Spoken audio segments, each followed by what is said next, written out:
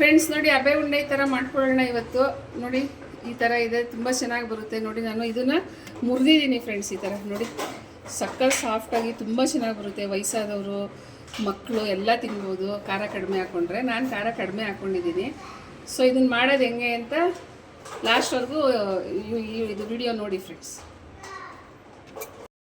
Hi hello friends, ಎಲ್ಲರೂ ಹೇಗಿದ್ದೀರಾ? ನಾನು ಚೆನ್ನಾಗಿದ್ದೀನಿ, ನೀವು ಚೆನ್ನಾಗಿದ್ದೀರಾ ಅಂತ ಇಟ್ಕೊಂಡಿದ್ದೀನಿ ಫ್ರೆಂಡ್ಸ್. ಇವತ್ತು ಹಬೆ ಉಂಡೆ ಮಾಡೋಣ ಫ್ರೆಂಡ್ಸ್. ಹಬೆ ಉಂಡೆ ಅಂದರೆ ಈ ತೊಗರಿಬೇಳೆ, ಕಡಲೆಬೇಳೆ, ಹೆಸರುಬೇಳೆ ಎಲ್ಲ ಹಾಕಿ ಅದಕ್ಕೆ ಎಲ್ಲ ಮಸಾಲೆ ಹಾಕಿ ಅದನ್ನು ಹಬೆ ತುಂಬ ಟೇಸ್ಟಾಗಿರುತ್ತೆ. ಸೊ ಅದು ಹೆಂಗೆ ಮಾಡೋದು ನೋಡೋಣ ಬನ್ನಿ ಫ್ರೆಂಡ್ಸ್. ನಾನಿದು ಒಂದು 4 hours ಅಂದರೆ ನೀರಲ್ಲಿ ನೆನೆಸಿಟ್ಕೊಂಡಿದ್ದೀನಿ. ಇದು ನೆನೆಸಿ ಇವಾಗ ತೊಳೆದು ಸೋರಾಕೊಂಡಿದ್ದೀನಿ. ನೀರೆಲ್ಲ ಸೋರಾಕೊಂಡಿದ್ದೀನಿ. ಇದರಲ್ಲಿ 1 ಪಾವು ಕಡಲೆಬೇಳೆ, 1 ಪಾವು ತೊಗರಿಬೇಳೆ ತೊಗೊಂಡಿದ್ದೀನಿ. ಹೆಸರುಬೇಳೆ ಇದ್ರೂ ಹಾಕೋಬೋದು ಫ್ರೆಂಡ್ಸ್, ಏನೂ ಆಗೋಲ್ಲ, ಇನ್ನೂ ಟೇಸ್ಟ್ ಚೆನ್ನಾಗಿರುತ್ತೆ. ಸೊ ಹೆಸರುಬೇಳೆ ಇರಲಿಲ್ಲ ನಾನು, ಅದಕ್ಕೆ 1 ಪಾವು ಕಡಲೆಬೇಳೆನೂ 1 ಪಾವು ತೊಗರಿಬೇಳೆ ಹಾಕ್ಕೊಂಡಿದ್ದೀನಿ. ಸೊ ಇದನ್ನು ಮಧ್ಯಾಹ್ನ ನೆನೆಸಿದ್ದೆ, ಇವಾಗ ಮಾಡ್ತಾಯಿದ್ದೀನಿ. ಸೊ ಒಂದು 3 to 4 hours ನೆನೆಸ್ಕೊಳ್ಳಿ ಸಾಕು, ಏನಿಲ್ಲ ಮಾಡ್ಕೋಬೋದು ಈಸಿಯಾಗಿ. ಆಮೇಲೆ ಅದಕ್ಕೆ ಒಂದು ಸ್ವಲ್ಪ ಕಾಯಿ ತುರಿ ತೊಗೊಂಡಿದ್ದೀನಿ ಫ್ರೆಂಡ್ಸ್. ಇದು ತುರ್ಕೊಂಡಿದ್ದೀನಿ ಕಾಯಿನ. ಆಮೇಲೆ ರುಬ್ಬ ಅಂಥದ್ದು ಇದು ಚಕ್ಕೆ ಒಂದು 2-3 ಇಂಚ್, ಒಂದು 3 ಪೀಸ್ ಚಕ್ಕೆ ತೊಗೊಳ್ಳಿ. ಇಲ್ಲೊಂದು 3 ಲವಂಗ ತೊಗೊಂಡಿದ್ದೀನಿ. ಇಲ್ಲಿ ನೋಡಿ ಫ್ರೆಂಡ್ಸ್, ನಾನು ಒಂದು 2 ಇಂಚ್ ಚಕ್ಕೆ ಒಂದು 3 ತೊಗೊಂಡಿದ್ದೀನಿ ಅಂದ್ಕೊಳ್ಳಿ. ಇದು ಎಲ್ಲ ಸ್ವಲ್ಪ ಪೀಸ್ ಆಗಿಬಿಟ್ಟಿದೆ. ಒಂದು 3 ತೊಗೊಳ್ಳಿ ಫ್ರೆಂಡ್ಸ್, 1 ಇಂಚ್ ಚಕ್ಕೆನ. ಆಮೇಲೆ ಒಂದು 4 ಲವಂಗ ಹಾಕ್ಕೊಂಡಿದ್ದೀನಿ. ಆಮೇಲೆ ಒಂದು ಸ್ವಲ್ಪ ಇಷ್ಟು ಶುಂಠಿ ತೊಗೊಂಡಿದ್ದೀನಿ. ಇದು 1 ಇಂಚ್ದು ಒಂದು 3 ತೊಗೊಂಡಿದ್ದೀನಿ. ಆಮೇಲೆ ಇದು ಒಂದು ಚಿಕ್ಕ ಗೆಡ್ಡೆ ಬೆಳ್ಳುಳ್ಳಿ ತೊಗೊಂಡಿದ್ದೀನಿ. ಆಮೇಲೆ ಇಲ್ಲಿ ಮೆಣಸಿನ್ಕಾಯಿ ನಾನು ಎಷ್ಟು 3, 4, 5, 6, 7 ಮೆಣಸಿನ್ಕಾಯಿ ಹಾಕ್ಕೊಂಡಿದ್ದೀನಿ ಫ್ರೆಂಡ್ಸ್. ನಾನು ಮೆಣಸಿನ್ಕಾಯಿ ಸ್ವಲ್ಪ ಕಡಿಮೆನೇ ಹಾಕಿದ್ದೀನಿ, ಯಾಕಂದರೆ ನಮ್ಮ ಯಜಮಾನ್ರಿಗೆ ಖಾರ ತಿನ್ನಲ್ಲ, ಮಕ್ಕಳು ಖಾರ ತಿನ್ನಲ್ಲ. ಸೊ ಅದಕ್ಕೆ ಇದು ಸ್ವಲ್ಪ ಹಾಕ್ಕೊಂಡಿದ್ದೀನಿ. ನೀವು ಖಾರ ಬೇಕಾದರೆ ಸ್ವಲ್ಪ ಜಾಸ್ತಿ ಹಾಕ್ಕೊಳ್ಳಿ, ಚೆನ್ನಾಗಿರುತ್ತೆ. ಆಮೇಲೆ ಇಲ್ಲಿ 4 ಈರುಳ್ಳಿ ಕಟ್ ಮಾಡ್ಕೊಂಡಿದ್ದೀನಿ ಮೀಡಿಯಮ್ ಸೈಜ್ದು. ಇಲ್ಲಿ ಸಬ್ಬಕ್ಕಿ ಸೊಪ್ಪು ತೊಗೊಂಡಿದ್ದೀನಿ. ನೋಡಿ, ಇದು ಸಬ್ಬಕ್ಕಿ ಸೊಪ್ಪು ಗೊತ್ತು ಅನಿಸುತ್ತೆ, ಇಂಗ್ಲೀಷಲ್ಲಿ ದಿಲ್ ಲೀವ್ಸ್ ಅಂತ ಹೇಳ್ತಾರೆ. ಇಂಗ್ಲೀಷಲ್ಲಿ ಅದು ದಿಲ್ ಲೀವ್ಸ್, ಹಿಂದಿ ಇರ್ಬೋದು ಫ್ರೆಂಡ್ಸ್, ಗೊತ್ತಿಲ್ಲ. ಇದು ನಾನು ಸಬ್ಬಕ್ಕಿ ಸೊಪ್ಪು ತೊಗೊಂಡಿದ್ದೀನಿ ಫ್ರೆಂಡ್ಸ್. ಇದು ಎಲ್ಲದಕ್ಕೂ ಹಾಕ್ತಾರೆ, ವಡೆಗೆ ಎಲ್ಲ ಹಾಕ್ತಾರೆ. ಇದು ತೊಗೊಂಡಿದ್ದೀನಿ. ಆಮೇಲೆ ಸ್ವಲ್ಪ ಕೊತ್ತಂಬರಿ ಸೊಪ್ಪು ತೊಗೊಂಡಿದ್ದೀನಿ. ಇದು ಸೊಪ್ಪು ಆಮೇಲೆ ನೀವು ಇನ್ನೂ ಏನು ಬೇಕಾದರೂ ಹಾಕೋಬೋದು ಫ್ರೆಂಡ್ಸ್. ಇದು ಸೊಪ್ಪುಗಳು, ದಂಟಿನ ಸೊಪ್ಪು, ಅರವೆ ಸೊಪ್ಪು ಹಾಕೋಬೋದು. ಆಮೇಲೆ ಈ ಥರನೇ ಇದು, ಆಮೇಲೆ ಪುದೀನ ಸೊಪ್ಪು ಇವೆಲ್ಲ ಹಾಕೋಬೋದು ಫ್ರೆಂಡ್ಸ್. ತುಂಬ ಆರೋಗ್ಯವಾಗಿರುತ್ತೆ, ಇದು ತಿನ್ನೋಕ್ಕೂ ತುಂಬ ಟೇಸ್ಟಾಗಿರುತ್ತೆ. ಸೊ ಅದಕ್ಕೆ ಇದನ್ನು ಮಾಡ್ಕೊಳ್ಳಿ, ತುಂಬ ಚೆನ್ನಾಗಿರುತ್ತೆ, ತುಂಬ ಸುಲಭನೂ ಕೂಡ ಮಾಡೋದು.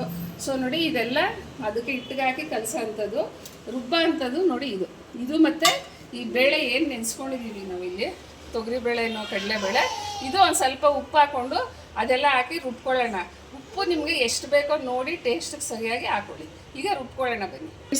ತೊಗೊಂಡಿರೋ ಅಂಥ ಮೆಣಸಿನ್ಕಾಯಿ, ಬೆಳ್ಳುಳ್ಳಿ, ಶುಂಠಿ, ಆಮೇಲೆ ಚಕ್ಕೆ, ಲವಂಗ ಸ್ವಲ್ಪ, ಇದು ಇಷ್ಟು ಹಾಕೊಂಡು ನಾನು 2 ಪಾವು ಹಾಕ್ಕೊಂಡಿರೋದು ಫ್ರೆಂಡ್ಸ್. ಅಂದರೆ 2 ಲೋಟ ಹಾಕ್ಕೊಂಡಿದ್ದೀನಿ. ಇದಕ್ಕೆ ಇದು ಹಾಕ್ಕೊಳ್ಳಿ. ಆಮೇಲೆ ನೋಡಿ, ಇದು ಸ್ವಲ್ಪನೇ ಹಾಕ್ಕೊಂಡು ರುಬ್ಬಬೇಕು. ಇದು ಕಾಳು ಮಿಕ್ಸಿ ಜಾರಲ್ಲಿ ತುಂಬ ಏನು ನುಣ್ಣಗೆ ರುಬ್ಬಿದ್ರೂ ಪರವಾಗಿಲ್ಲ, ಯಾಕಂದರೆ ಹಬೇಲಿ ಬೇಯುತ್ತೆ ಇದು ಕಾಳುಗಳು.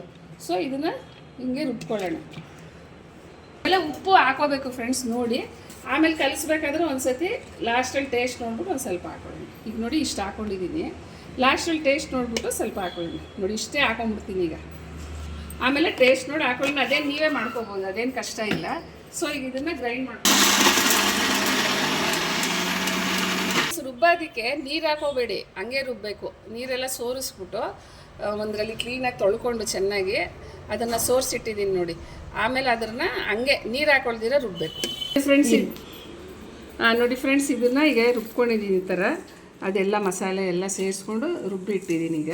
ಈಗ ಏನು ಮಾಡಿ, ಇಷ್ಟಕ್ಕೆ ಇಡ್ಲಿ ಪಾತ್ರೆ ಇಟ್ಕೊಂಡಿದ್ದೀನಿ. ಇಡ್ಲಿ ಪಾತ್ರೆಯಲ್ಲಿ ನೋಡಿ ಇಷ್ಟು ನೀರು ಹಾಕ್ಕೊಂಡಿದ್ದೀನಿ.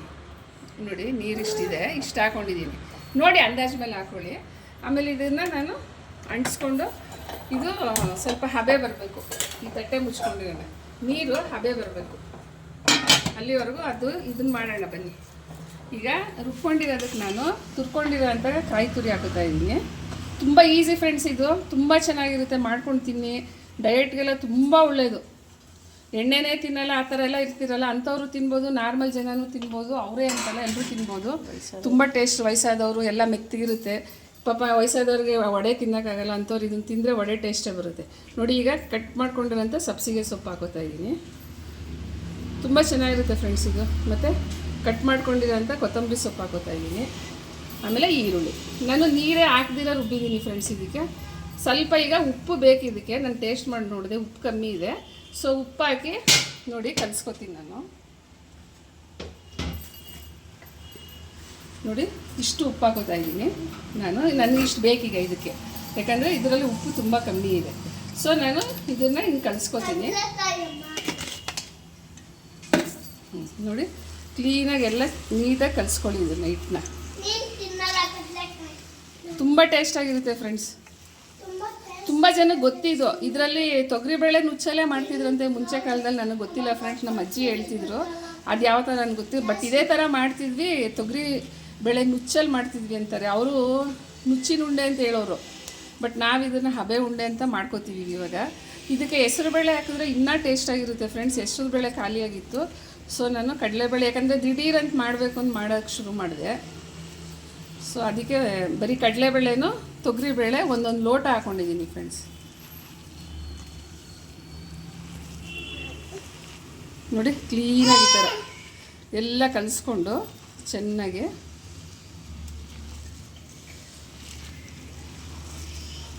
ಒಂದು 10 ನಿಮಿಷ 10ರಿಂದ 15 ನಿಮಿಷ ಬೇಯಿಸ್ಕೋಬೇಕು ಫ್ರೆಂಡ್ಸ್. ಯಾಕಂದರೆ ಈರುಳ್ಳಿ ಎಲ್ಲ ಹಾಕಿರ್ತೀವಲ್ಲ, ಸ್ವಲ್ಪ ಬೆಂದರೆ ಚೆನ್ನಾಗಿರುತ್ತೆ.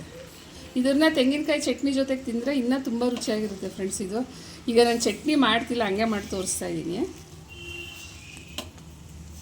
ಇಡ್ಲಿ ಬಟ್ಲಿಗೆ ನಾನು ನಮ್ಮನೇಲಿ ಈ ಥರ ಇದೆ, ಇದಕ್ಕೆ ಇದರಲ್ಲೇ ಬೇಯಿಸ್ಕೊತೀನಿ. ಎಲ್ಲದಕ್ಕೂ ಒಂದು ಸ್ವಲ್ಪ ಎಣ್ಣೆ ಹಚ್ಚಿಟ್ಕೊಂಡಿದ್ದೀನಿ. ಈಗ ನೀವು ಇಡ್ಲಿ ಮಾಡ್ಬೇಕಾದ್ರೆ ಎಣ್ಣೆ ಹಚ್ಕೋತೀವಲ್ಲ, ಆ ಥರ ಎಲ್ಲದಕ್ಕೂ ಎಣ್ಣೆ ಹಚ್ಚಿಟ್ಕೊಂಡಿದ್ದೀನಿ. ಸೊ ನಾನು ನಿಮಗೆ ಉಂಡೆ ಎಷ್ಟೆಷ್ಟು ದಪ್ಪ ಬೇಕೋ ಮಾಡ್ಕೊಳ್ಳಿ ಫ್ರೆಂಡ್ಸ್. ನಾನು ಒಂದು ಮೀಡಿಯಮ್ ಸೈಜು ಮಾಡ್ಕೊತೀನಿ. ನೋಡಿ ಈ ಥರ ಉಂಡೆ ಮಾಡಬೇಕು. ನೋಡಿ ಈ ಥರ ಉಂಡೆ ಮಾಡಿ ಇಲ್ಲಿ ಇಟ್ಕೊಳ್ಳಿ. ಒಂದರಲ್ಲಿ 2 ಹಿಡಿಯುತ್ತೆ ಫ್ರೆಂಡ್ಸ್. ನೋಡಿ ಈ ಥರ ನೀವು ಈ ಥರ ಮಾಡಿಕೊಂಡ್ರೆ ತುಂಬ ಟೇಸ್ಟಾಗಿರುತ್ತೆ. ನೋಡಿ ನೋಡಿ ಈ ಥರ ಒಂದೊಂದರಲ್ಲಿ 2 ಇಟ್ಕೊಂಡಿದ್ದೀನಿ. ನೀವು ಅದೇ ಥರ ಮಾಡ್ಕೊಳ್ಳಿ ಫ್ರೆಂಡ್ಸ್. ನೀರು ಹಾಕೊಂಡ್ರೆ ಚೆನ್ನಾಗಿರಲ್ಲ, ತೆಳ್ಳೆ ಥರ ಆಗಿಬಿಡುತ್ತೆ, ಕಟ್ಟಕ್ಕಾಗಲ್ಲ ಉಂಡೆ. ಇದು ವಡೆನೂ ಮಾಡ್ಬೋದು ಫ್ರೆಂಡ್ಸ್ ಇದರಲ್ಲಿ. ಅಂದರೆ ನಾವು ತೊಗರಿಬೇಳೆಯಲ್ಲಿ ಯಾವತ್ತೂ ಟ್ರೈ ಮಾಡಿಲ್ಲ, ಅದಕ್ಕೆ ಮಾಡೋದ ಬೇಡವಾ ಅಂತ ಸುಮ್ಮನೆ ಆಗ್ಬಿಟ್ವಿ. ನನ್ನ ಸೊಸೆಗೆ ಸ್ವಲ್ಪ ವಡೆ ಬೇಕು ಅಂತ ಇಷ್ಟಪಟ್ಟಳು. ಮತ್ತು ತೊಗರಿಬೇಳೆ ಹಾಕಿದ್ದೀವಿ, ಅಂದರೆ ಹೆಂಗಿರುತ್ತೋ ಗೊತ್ತಿಲ್ಲ, ಅದಕ್ಕೆ ಮಾಡಿಲ್ಲ. ಈ ಥರ ಉಂಡೆನೇ ಮಾಡ್ಕೊತಾ ಇದ್ದೀವಿ. ನೋಡಿ ಈ ಥರ. ಇದಕ್ಕೆ ಬರೀ ತೆಂಗಿನಕಾಯಿ ಚಟ್ನಿ ಮಾಡಿ ಫ್ರೆಂಡ್ಸ್, ತುಂಬ ಚೆನ್ನಾಗಿರುತ್ತೆ. ಇವಾಗ ನಂಗೆ ಟೈಮ್ ಇಲ್ಲ, ಅದಕ್ಕೆ ಮಾಡ್ತಾಯಿಲ್ಲ. ಮಾಡಿಲ್ಲ ಅಂದರೆ ಮಾಡಿ ತೋರಿಸ್ತಾ ಇದೆ ನಾನು. ನೋಡಿ ಫ್ರೆಂಡ್ಸ್, ಹೊಗೆ ಬರ್ತಾ ಇದೆ ಇಲ್ಲಿ. ಇದು ಈ ಥರ ಹಬೆ ಬರಬೇಕು. ಹಬೆ ಬಂದಾಗ ನಾವು ಬಿಟ್ಟರೆ ಚೆನ್ನಾಗಿ ಬೇಯುತ್ತೆ. ನೋಡಿ ಈ ಥರ ಇಡ್ತೀನಿ.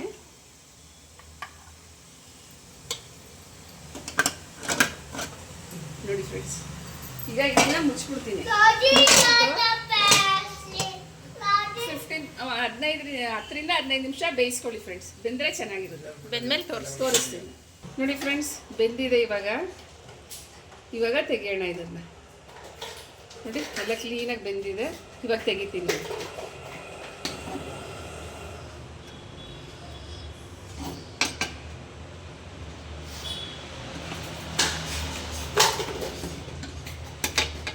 ಉಂಡೆ ನಿಮ್ಗೆ ಯಾವ ಥರ ಬೇಕಾದರೂ ಮಾಡ್ಕೊಳ್ಳಿ ಫ್ರೆಂಡ್ಸ್. ನಾನು ಈ ಥರ ಮಾಡಿದ್ದೀನಿ. ನೋಡಿ ಎಷ್ಟು ಚೆನ್ನಾಗಿ ಬೆಂದಿದೆ. ತುಂಬ ಚೆನ್ನಾಗಿರುತ್ತೆ ತಿನ್ನೋಕ್ಕಿದು. ಒಳ್ಳೆ ಟೇಸ್ಟ್. ಮಳೆ ಬರುವಾಗ ಒಳ್ಳೆ ಜಾಸ್ತಿ ಖಾರ ಹಾಕ್ಕೊಂಡು, ನಾನು ಖಾರ ಕಮ್ಮಿ ಹಾಕಿದ್ದೀನಿ, ನೀವು ಸ್ವಲ್ಪ ಜಾಸ್ತಿ ಖಾರ ಹಾಕ್ಕೊಂಡು ತಿನ್ನಿ. ತುಂಬ ಚೆನ್ನಾಗಿರುತ್ತೆ, ಹೆಲ್ದಿಯಾಗಿರುತ್ತೆ. ಬೇಕಂದರೆ ಅದೇ ಹಿಟ್ಟಲ್ಲಿ ವಡೆ ಮಾಡ್ಕೊಳ್ಳಿ. ಬಟ್ ನನಗೆ ಗೊತ್ತಿಲ್ಲ, ತೊಗರಿಬೇಳೆ ಹಾಕಿದ್ದೀನಲ್ಲ ವಡೆ ಹೆಂಗೆ ಬರುತ್ತಂತ. ಸೊ ಅದಕ್ಕೆ ನಿಮಗೆ ಇದು ಮಾಡಿದೆ. ನೋಡಿ ಫ್ರೆಂಡ್ಸ್, ಉಂಡೆ ಹೆಂಗಾಗಿದೆ ನೋಡಿ. ಈ ಥರ ಉಂಡೆ. ಇದನ್ನು ನೋಡಿ ಕ್ಲೀನಾಗಿ ಹಿಂಗೆ ಮುರ್ಕೊಂಡು ಚಟ್ನಿ ಹಾಕ್ಕೊಂಡು ತಿಂದರೆ ತುಂಬ ಟೇಸ್ಟಾಗಿರುತ್ತೆ. ಮಾಡ್ಕೋತೀರ ಅಂದ್ಕೊಂಡಿದ್ದೀನಿ. ಸೊ ನಿಮ್ಗೆ ಇಷ್ಟ ಆದರೆ ಲೈಕ್ ಮಾಡಿ, ಶೇರ್ ಮಾಡಿ, ಕಮೆಂಟ್ ಮಾಡಿ ಫ್ರೆಂಡ್ಸ್. ಸೊ ಇಲ್ಲಿಗೆ ಇವತ್ತಿಂದು ಕುಕ್ಕಿಂಗ್ ಮುಗಿಸ್ತೀನಿ. ನಾಳೆ ಬೇರೆ ಬರ್ತೀನಿ.